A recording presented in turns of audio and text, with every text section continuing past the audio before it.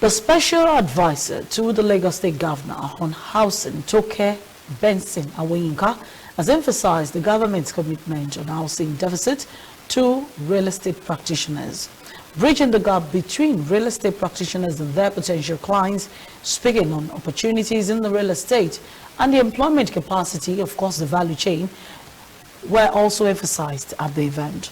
It came to the fore at the second day of the First in Lagos Real Estate Marketplace, organized by Lagos State Real Estate Regulatory Authority LASRERA, themed Clean Energy and Sustainable Solutions, a way forward for Lagos State real estate sector.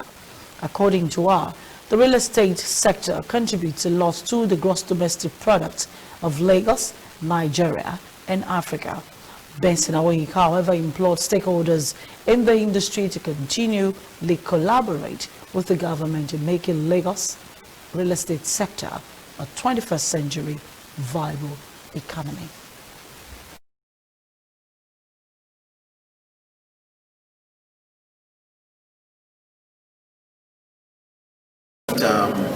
If you look at what happens in Nigeria, usually when you think about developing or construction, because when you look at construction, the housing sector is the biggest area.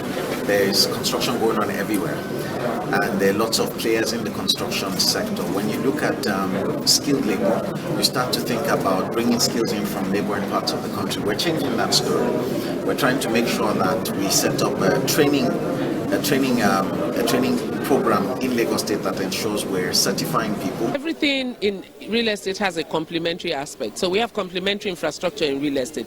Complementary infrastructure when we talk about the sewage, when we talk about the drainage, we talk about water, and then most important of all, energy. So we're all looking towards global warming, and the effects in Africa and in Nigeria is a whole lot more than we actually expect it to be. Every other home has a generator, and we've been having conversations around how we can make sure that we eradicate all such things because of the health issues and the global issues. So clean and sustainable energy is the way to go, and that's why we had this session, so that our developers and our investors will look into alternate source of energy and make sure that what we're doing now is building for the future.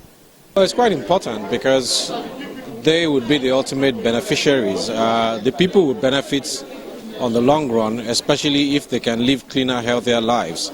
And so once the state government can guide the developers into going green, then the ultimate beneficiary will be the people as a whole.